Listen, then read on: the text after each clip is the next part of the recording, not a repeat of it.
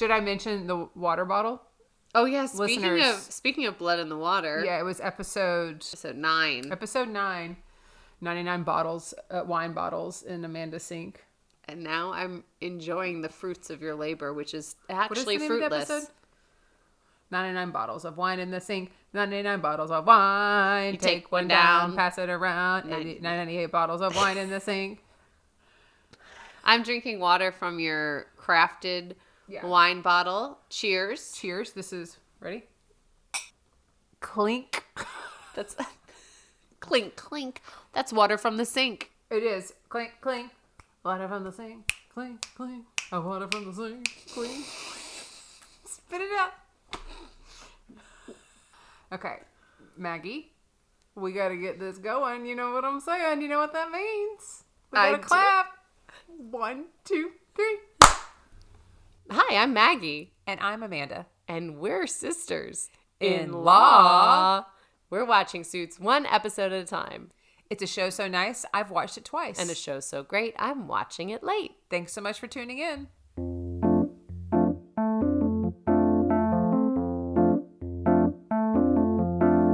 Maggie's never seen it and Amanda's obsessed. They don't wear fancy suits, they are casually dressed. They are sisters-in-law and they got a show about a law firm drama that aired a few years ago. Only Suits fans, only Suits fans. Only Suits fans, only Suits fans. Only Suits fans, only Suits fans.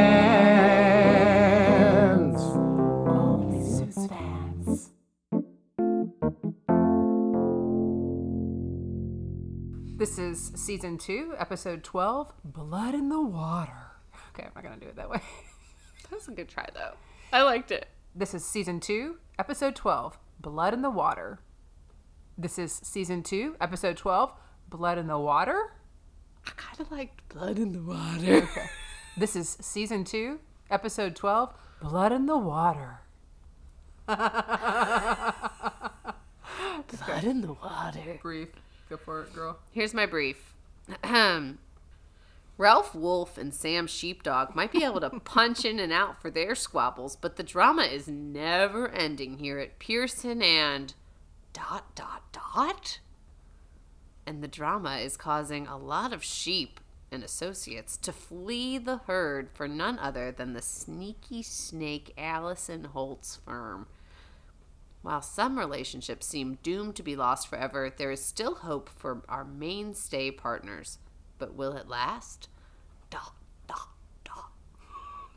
You wrote out ...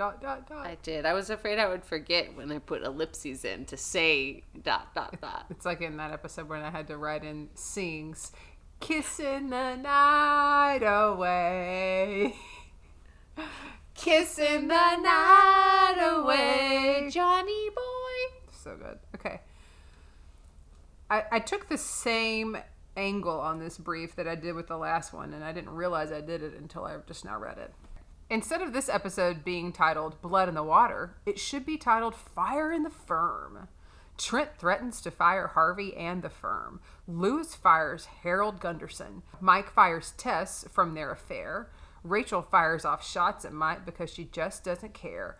Mike fires off a favor to Jimmy. Harvey's trying to put out the fire of short-lived passion from him and Zoe. Allison Holt is firing shots at Pearson and Harmon and taking all their best attorneys. And Lewis fires himself from the firm. I guess a little blood in the water might help hose down all those flames. That was hot. Those are my hot thoughts. That was a hot thought. Hot thought. That was a hot thought brief. I loved that. Hot thought briefs. That's actually, it would be, we should sell briefs on our merch channel. We should. And have them say hot thought. Hot thoughts. On the butt. Briefs. Keep it brief. Put them in little blue file folders. Yeah. Blue briefs. Blue briefs for blue balls. Okay. This episode was great. I did separate it out into 2 storylines, although it's mostly one, but I'd like to start with the first one. Yeah, which is Mike getting his shit together. And this consists of him in the very beginning lining up all of his marijuana and then vacuuming it. Dime bags, loose bags. All of it. Loose leaf weed. rolled up weed. All of it. He zip zap zops it into his vacuum and then takes it to the trash. And that's how he got his shit together. That's how he got it. That was it. The end. That's the end. The end of that storyline. Wipe your hands clean. He's no longer smoking marijuana. He's put it in the trash with his vacuum. And then we see Donna and Harvey. They're walking through the farm. Donna's like, Pearson and Paulson sounds pretty good. And they have really no fun banter about Zoe. And Donna knows something's up because Harvey is in at exactly 8 a.m. And that must mean that he did not go away with Zoe for the weekend. He did not have a good time. But he does have a client there. Yeah, he has a client there. And Mike Ross is not there to meet him. And Harvey's pissed because he just told him to get his shit together. So he expects him to have his shit together. Yeah, he's like, because Harvey was supposed to be away for the weekend. So Harvey shouldn't be there at 8 a.m. Mike Ross should be there at 8 a.m. But he is meeting with Trent. Yep. And Trent is not so sure he wants to take his company public. He doesn't know if it's the right move. He's got cold feet. Harvey says, I'll have Donna send you some fuzzy slippers. Cute. He says the FTC Title 16 ruling just came down and that makes him really nervous. He also recognizes that the firm is distracted. Yeah. He's like, I can tell that y'all have gone to war and this is maybe not the best place for my business. And it's like, which business? He means his actual business and his patronage of the firm. Yes. Giving his dollars to that firm. Yeah. Then we see Jessica goes in and confronts Lewis. She's like, this is day 1 of the Lewis Lit Rehabilitation Program. We have to heal the wounds. And Lewis does this by going after Harold Gunderson because You're about to lose a client. He's about to lose a client and he thinks this is Harold's fault. So he's like, you're an idiot. You need to deliver all these contracts to Rachel Zane by 8 a.m. tomorrow. Lewis Litt does not lose clients. And he's implying that he's might potentially lose a client because of Harold's incompetence. So Mike comes in late, but he comes in late and feeling great. Late feeling great with a latte. With a latte. He's got a latte confidence. The way he strolls in, talks to Donna like it is an NBD. For listeners, that's no big deal. And because he's late and Mike and Harvey wants to see him, he's like, don't worry, I'm good. And he walks in and Harvey's like, I told you to get your shit together, and deciding to be late is not the way to get your shit together. And Harvey is just really pissed. He's pissed because Mike could have quickly squashed Trent being nervous about the FTC Title 16 ruling. He's like, it's not a big deal. It's extra paperwork. Don't worry about it. And he could have told him that had he been there. Right. Harvey is also angry though, because of Zoe. I think. Yeah, there's a lot to unpack here. He's not just mad at Mike. He's not grieving all the things that have happened, right? Yes. Zoe, he thought he was going to be with this woman. She's now moving with this daughter, niece. Pearson Hardman just went through a huge traumatic split. Yeah. Harvey, like their whole livelihood was almost put completely on his head. He just got his office back. Like a lot is going on, and not the least of which is Mike giving him a headache. Donna obviously wants to know what has happened with Zoe because she understands that this is what's underneath the surface with Harvey. Yeah. And so he tells her, and I made the note that I think he is generally upset about this because he really liked Zoe. Yes. I mean, you see like a different kind of emotion that we don't always see from him. And then Donna gives the note of, I don't think kicking the dog is going to help, about how he kind of went after Mike. Another dog analogy. Then we see Mike run into Jimmy at the bar. Good old Jimmy. Remember Jimmy? Was not expecting to see Jimmy again, but Jimmy's that's the one these that lost characters. His job because he leaked the witness list. He almost got Rachel Zane fired. Yeah, but he's really happy. I think it's called, and I should have Googled this because you and I were both writing different names. Throughout it, we were changing it. I don't think either one of it. No. I think it's Bradman Gould. I think so too. But then sometimes it sounds like they're saying good. But no, it is Gould. Is it Gould? It's Gould. Is it Brad and Gould or Bradman? I don't know what it is. It's a place though that everyone's feeling really happy. They're happy. Yeah. Mike's like, well, I can't leave Harvey. And Jimmy's like, what has he done for you? Like, what? Why can't you leave this guy? That firm is toxic. Leave. So he's done more than you know. And he also Jimmy leaks that lots of associates are leaving. Yeah. Lots of people are going to Bradman Gould. Yes, we're going to call it Bradman Gould. And someone can correct us. Yeah. Allison Holt your friend from SVU, Yes. is with Radman Gould. And she's poaching clients and associates.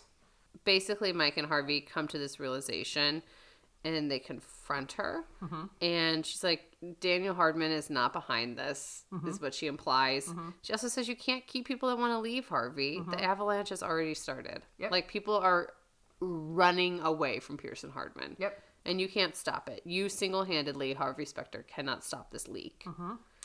So then we see Lewis and Rachel. The contracts were not signed because the client is leaving. This is the situation with Harold. Right. Lewis goes to check in on the contracts. Yeah. And Rachel's like, no, Harold sent these in. They were perfect. He had them in by 8 a.m. This is not Harold's fault. The client is already made up their mind, but Lewis is on a rampage. And he is like, this is Harold's fault. Yeah. He's marching up to Harold, and Harold is showing off his new tattoo. Yeah, the cow of the sea. It's a manatee. A manatee. Lewis just on the spot, even though he's just gotten this fabulous manatee tattoo, but he thinks it's a shark maybe. Yeah. Lewis fires him cold-blooded, and he goes, times are tough. We can't afford mistakes. We can't afford incompetence. And I was just like, whoa, this is not motivating. You have this firm that's crumbling, and then you're going to be like, times are tough in front of all the lowest level employees. Of course they're going to be looking for work elsewhere. So we see Harold packing up his desk, and he's like, gosh, Mike, I wish I would have known you at Harvard. we could have been such good friends. People used to come for me to help on their essays, and he has a copy of his first essay. Which is super cute that he carries that around. I think it's because he knows it reminds him of a time when he was like, super competent. yeah, peak Harold. Yeah, basically. But and then Mike looks at it and he's like, whoa, you wrote this? This is great. Which is, I never got a chance to do this. but I was just kind of surprised that, I mean, these are all Harvard law graduates, so I would think they're all incredibly competent and talented writers. So I don't know. Harold, though, is apparently exceptional. And then we see Donna and Harvey talking through all of their clients because they are trying not to have clients bleeding. Right. And he's like, oh, we're going to send him this. We're going to send him that. What do we send this person? This, obviously. And then he says, let's send him sports tickets to one of the clients. And she goes, no, Broadway, underneath what you think is just a theater-loving person. And then he says, cats. And she goes, it closed over a decade ago. And he said, what took them so long? And I was like, oh my gosh, shot to the heart for Amanda. Yeah. I feel like if I was dating Harvey Specter or, you know, Yosemite Samanda was dating Harvey Specter, you know? We wouldn't break up over this. We wouldn't even go to bed angry. I think the question to me would be, Harvey, have you seen Cats? Right. Because if you haven't seen the musical, of course it's easy to make fun of. right? I'm not even a cat person. Right. It's ironic that I love the musical. I think he would appreciate it because there's so many different character arcs. You look so concerned. and the right costumes. Now. You look so concerned. Well, when people talk about Cats, the musical, and they haven't seen it, I'm like, have you seen it? Have you seen it? Yeah. Have you seen it live? Have you seen it live? I I don't want to talk about high school. Like, have you seen Big Daddy Cats musical? No, I only saw some kittens. But I left in the middle of it. The high school production. Yeah, but High school students should not be able to do it. I'm sorry. And I was a really good dancer in high school. yeah, and no, there's just no way to pull it off. I mean, we did like Miss Saigon. Y'all did Miss Saigon? Oh my gosh. We built a helicopter. Wow. Like we did big productions, so Okay. and they were all very good, and we had a lot of great talent. It just wasn't clicking for me. Well, it's because It was because they were kittens. they're kittens. And if you think about some of the males that probably have to play their role, you know, their brains aren't developed until they're 26. Right, so they can't couldn't get the really complexities of it. Yeah. Yeah. Who was Grisabella? Do you know? Or Mr. Mistopheles? Do you remember anybody I from your was- school? Frankly, Mungo Jerry Rumpelteaser? I was so confused about what the Rum Tum Tugger? fuck was happening. I just know It's at 'cause one they were too point, young. They were too young. at one point, like the guy who did a lot of musicals, contorted himself, grabbed himself like by the ankles or something, and did like a rolling tumble. I wonder if he did that. Oh, I bet he was the Rum Tum Tugger. Okay.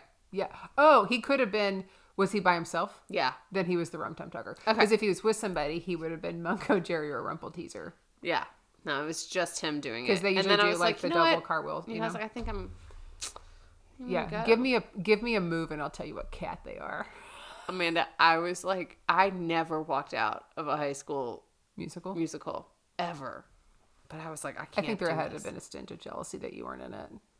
Oh yeah, I'm Even sure. like the chorus? I didn't Getting even to be like try a out. junkie cat, you know? A junkie cat. Or just a jellicle cat, you know? I remember. 'Cause Yeah, I they remember. come out tonight, jellicle cats. Come on, come on. I remember when the high school did Miss Saigon, and everyone was like, "Oh look, I'm a prostitute." We did The Guys and Dolls. So that's not that. It's not It's not problematic. scandalous. It's not scandalous. But I was a hotbox chickie. Then I was also the other woman at a club in a Havana like nightclub. Okay, this one scene, and Like I a seductive other lady. got to do one of the coolest, most coveted things anybody in a high school production wants to do: What? have a breakaway bottle hit over their head. Oh I got to do that. my gosh! You were just the bottle queen. I am the bottle queen. Maybe that's where this comes from. I haven't unpacked that with a therapist. I got to have a bottle, which is made out of sugar and water. That's how they make them. And we had to order a case, but our budget only allowed for one case to practice. So we had to get it right in a couple of practices because we were doing the show for, Yeah, 6 7 nights or times or something, something like that, Yeah. So anyways, The most coveted thing. find something more besides flying. If they have, if you have I was the like, rig to fly. I didn't do a high school production, so I was like, oh, I bet it's like an onstage kiss. Probably not. That would have been sure, but I mean, I'm talking. This is way better. Yeah. All right. We've spent too much time. Anyways, Harvey is going to talk to all his clients by the end of the day because Donna says no one is leaving you. No one's going to leave Harvey Specter. Yeah. Except Meanwhile- Zoe. She did leave. Yeah. Meanwhile, Mike is going to talk to Lewis, and he's like, you have to give Harold Gunderson a second chance. Lewis is like, nope, he's an idiot savant minus the savant part. And he like just lists a All the litany things. of things Harold has done wrong, not the least of which is walking in with his fly down and calling the judge your owner. And he does all those things, Mike says, because he's intimidated by Lewis. Because clearly he's written good essays. He's a very smart guy. He went to Harvard Law. He's not a idiot. But Lewis is like, we're at war. Yeah. We can't have that. Yeah. And he says, I'll tell you what, Harold can stay on one condition. You have to personally guarantee all of his work product on top of everything that you have to do for Harvey. So it's basically, he has to do double work. And this doesn't have a timeline on it. It's like in perpetuity. Like this is forever while Mike and or Harold are both still there. Right. Yeah. And I'm like, oh, well, maybe Mike will do it. He's a real quick read. Yeah. There's a difference between right and wrong. Yeah. And then Mike goes out. Harold is talking with Rachel. He's like, I don't know. Maybe I can stay. Mike's in there talking with Lewis. And Mike goes, sorry, there's nothing I can do. Yeah. And Harold's like, it's okay. You're a good guy. Thanks so much. Yeah. He's so sweet. Poor guy. Sweet little Harold Gunderson. Okay, Mike and Donna and Harvey are talking, and Clark, Owens, McKinney, and Klein, they're all of the best fifth years. They're all being poached Yes. by Allison. Yes. And this is no good.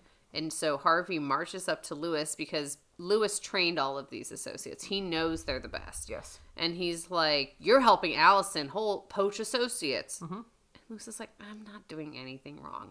And then Harvey swipes like a cat, Yes. swipes that desk. That would be an angry Jellicle cat that did that. That would be it. He is an angry Jellicle cat. And he swipes everything off of Lewis's desk except for a small pencil holder. Then Harvey names everything that Lewis has done wrong, just like Lewis just named everything Harold has done wrong, but Lewis's things he's done wrong are a little more nefarious and more like intentional. This is like, what? I've done nothing. I would never. Pearson Harbin is my life. I would never betray this firm. Absolutely. But that's not true. Harvey's like, we're done. Harvey says, we're done. You're the guy nobody wants, but we can't get rid of. And then takes his pencil case and dumps it. Dang. Da-da-da-dang. Ugh. Goodness. And now they're back feuding again. They're back feuding. So Allison Holt meets with Lewis, and as she's walking up, she goes, that glass doesn't look half full. And Lewis is like, I want to leave. And he's like, I want to come to you. And Pearson Hardin's been my life, but there's no place for me. Harvey wants me gone, so that means I'm gone because Jessica listens to everything Harvey says. And she's like, well, there might be a partnership position, but it won't be senior partner. And he is like, absolutely not. And she says, you made a tactical error. You show me all your cards. You can't bring any clients, and you're being forced to leave a firm that doesn't want you. Right. And she's right. She's right, because he says he wouldn't be able to take any clients, and he wouldn't take any clients because he is still grateful for his experience at Pearson Hardman. But even that sounds better to him than staying at Pearson Hardman. Yep. Then Trent comes in, and he has a deal that could be super lucrative that was brought to him, and like Allison was basically brokering this deal. Yes. Harvey's like, okay. Yeah, he's like, I would take the deal and hire the lawyer who brought it to you. But let me look over it. For free. Yeah. My time. I'll tell you. If it's good, I'll tell you to take it. And if it's garbage, you're going to want to know.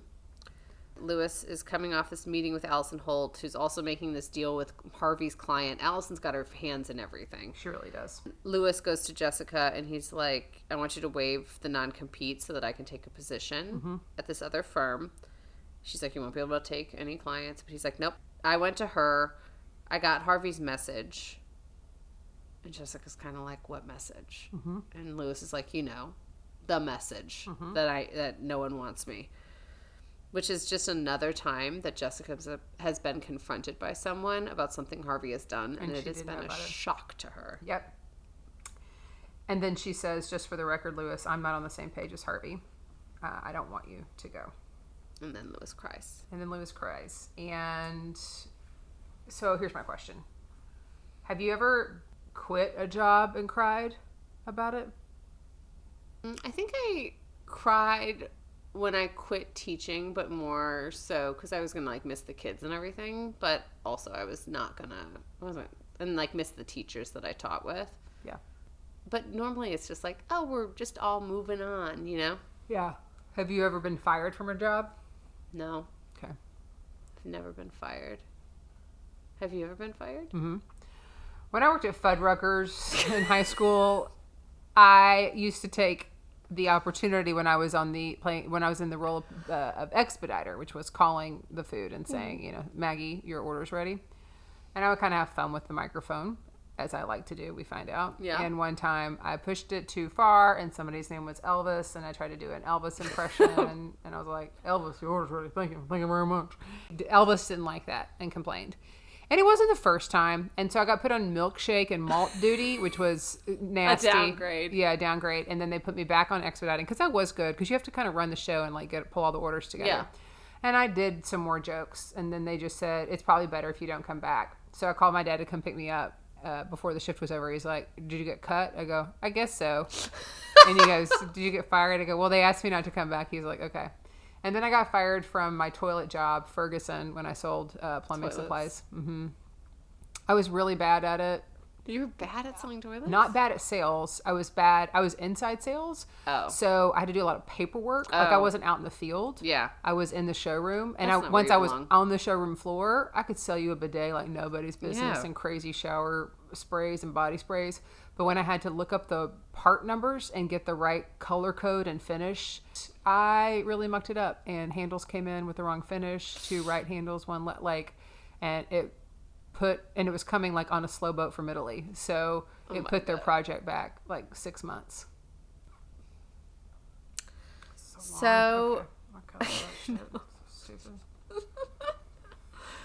So Mike gets out of the car now. He's leaving from Harvey. They're going to look over this too good to be true offer. And Mike's like, goodbye, see you later. Deep-de-deep-de-doo. He gets up to the door outside. And I think that this is Trevor coming and punching him in the face. But then it's not Trevor. It's a Trevor lookalike. It's Tess's husband. Yep. And he punches him in the face, which is just what Rachel said would happen. She was like, this never ends well. And he gets his ass beat. And then at the same time, he's coming up the elevator. And Lewis is going down the elevator. He turns around and sees Mike. He's all bloody. He's like, what the hell happened? Lewis has his whole desk. He's ready to go. He's ready to... Everything that Harvey cleared off and put on the floor, Lewis just picked it right back up. Swept into a box and then was walking with it. Yeah, so they go to the bathroom. Lewis has his own first aid kit to clean up Mike. Yeah, he has his very own first aid kit because he doesn't trust the antibacterial that's shared. Yeah. Mike is kind of saving the day. He's gotten beat up, and now because of this, he's run into Lewis, and because he's run into Lewis, he gets to stop Lewis from leaving and bring Lewis onto the case to look over this Trent deal that's too good to be true. Yep. During this, we find out that Harvey, because Mike's like, oh, well, you and Harvey have always hated each other. And Lewis is like, no, we didn't. We were like Ralph Wolf and Sam Sheepdog. We always knew how to clock in and clock out with our fighting, but it wasn't as serious as this is. This is like, no one can be redeemed from what has happened. Jessica's so mad at Harvey for Making bullying Lewis enough that he decides he has to quit. That's not your job. Your job is to help me. Mike comes in. He's got this black eye, right? And he's like, just let it go. And Mike doesn't want to tell Harvey why he has a black eye. Why he has a black eye, because of the story that Mike told him about his mom. Right, because Mike has been now Yeah. the other man. And then Harvey says, you got off easy. Yeah. But the reason why he interrupts is to be like, Trent's going to get screwed on this. Yeah, the financials don't support it. Yeah, and to that, Harvey's like, oh, you brought Lewis in on this? Yeah, he's like, what if he's trying to sabotage it? He goes, no, he isn't. He's just, it's his way of saying that he's sorry. Which is so sweet.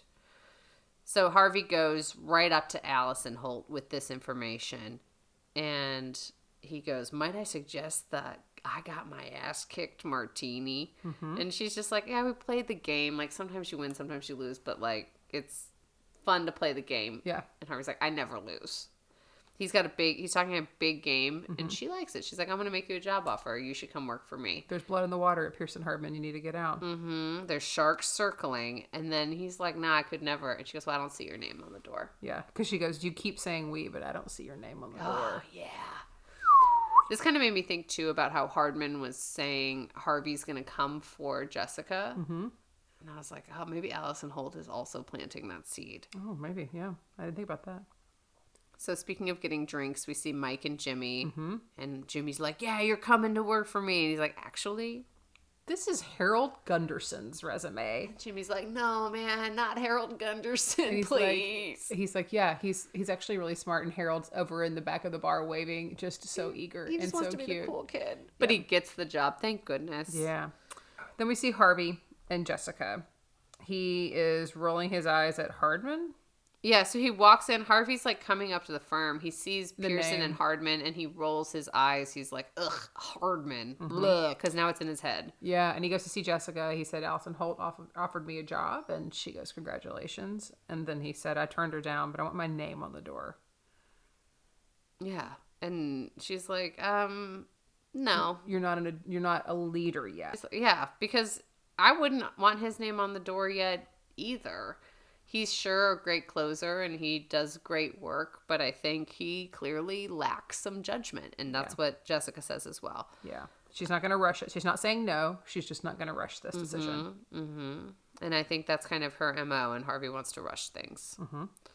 And then Mike and Rachel run into each other. Mike says, hey, Harold got another job. So, so we're good. I'm a good guy. Also, I just want to let you know that her husband found out.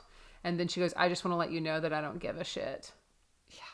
Which was kind of fun. Good for the writers. Yeah. Yeah. Yeah. So I guess my little depot here for you is, has there ever been a time where like you cared and you cared and you cared and then all of a sudden you didn't give a shit?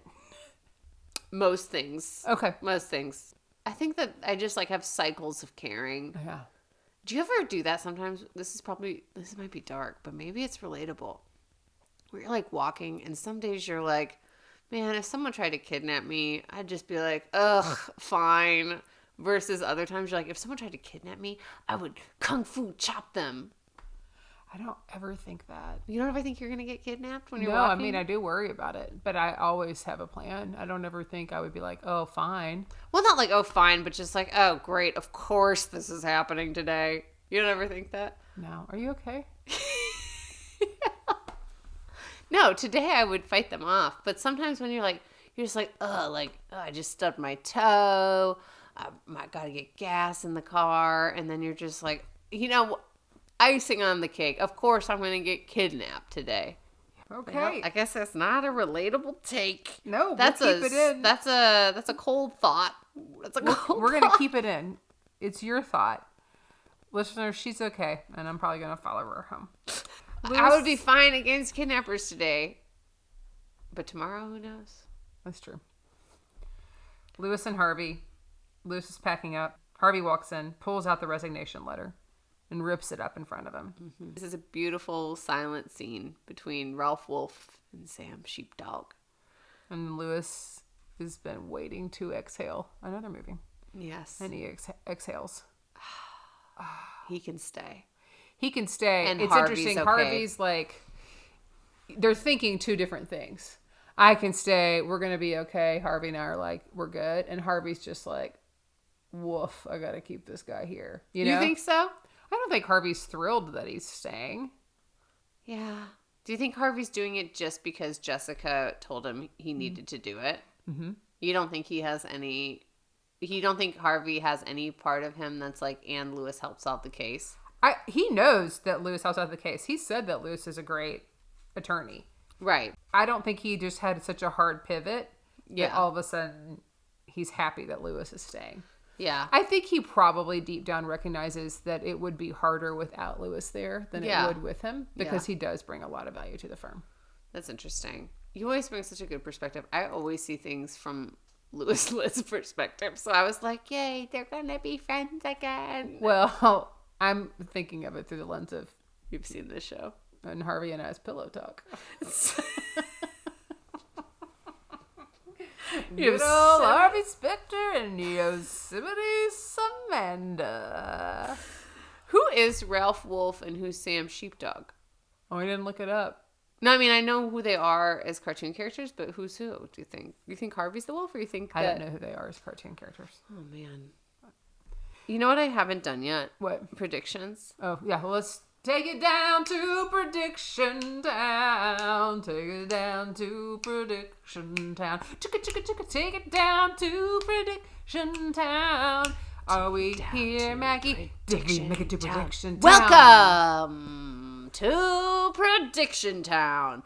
Here it is. Harold Gunderson is going to come back and be an absolute boss lawyer, probably suing Mike Ross for fraud.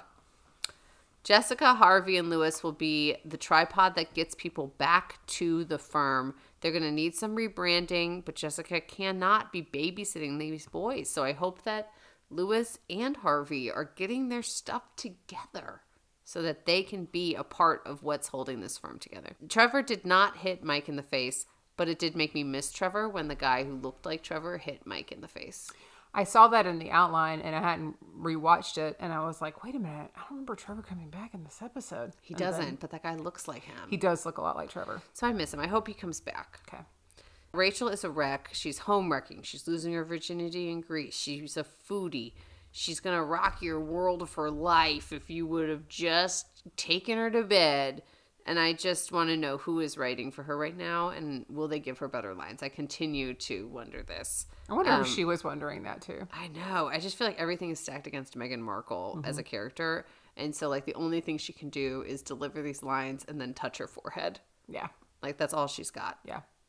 But I love it. It's entertaining. It is. Those are my predictions.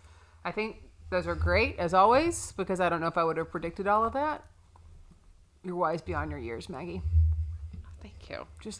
I'm thinking about how if we were to do other shows, because if I was watching a show for the first time, I don't think my predictions would be this baller. What? I don't. Is it because Harold Gunderson is totally going to come back? I can't confirm any of your predictions. Oh my All I'm God. saying is that they're really good. And I just don't know if I would have the brains to come up with that. I think you would. Okay. I'm going to think of a show that I've seen that you've never seen. Okay. So that we have something else to do Yes. beyond the 2 episodes a week.